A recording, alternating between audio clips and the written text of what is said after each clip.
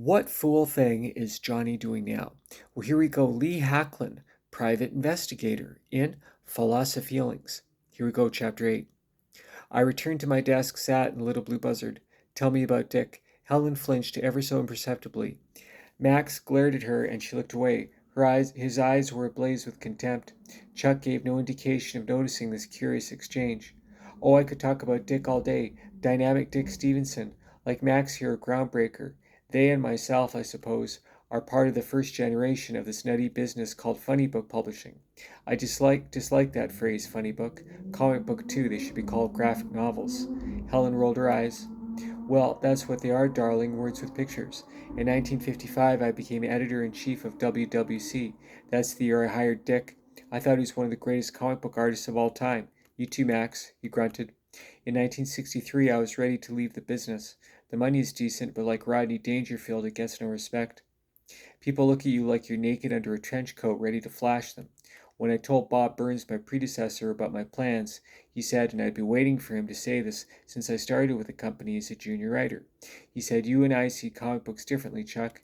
To me, they're time killers, not safe for work. They're time killers for kids and retards, whose parents are all too happy to give us their money. To you, they're legitimate art. You've bristled. Don't think I haven't noticed at the restrictions I've imposed upon you and your colleagues with regards to writing for our intended readership. How about this? You write one more comic book, do whatever you want within the boundaries of taste, and if it sells, then you stay on as editor-in-chief and I'll make a new position for you, art director. You'll draw another check, and if you want to keep writing, well then that's another check too. Well, do you still want to quit? Suffice to say, Lee, I didn't. That's the night Jason Jackson, aka Wolf Spider, was born. When I presented it to Bob the next day, he lost his mind. He said, "Are you crazy? Everybody hates spiders, and he's a teenagers. Teenagers are sidekicks, like Bucky and Robin and Patriot Boy." Bob wasn't an artist, he wasn't a visionary, but he was a businessman, and his business acumen was usually spot on, not this time. The first printing of Wolf Spider sold out in less than a week. It wasn't long before our phones started ringing off the hook for merchandisers.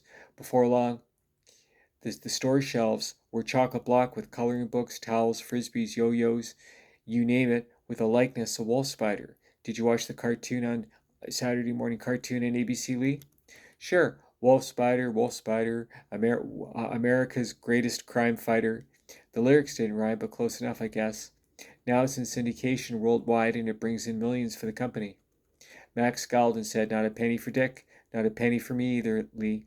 Not a penny for me either, or any other artist." "Max, are you going to beat on that dead horse again? I have no control over that.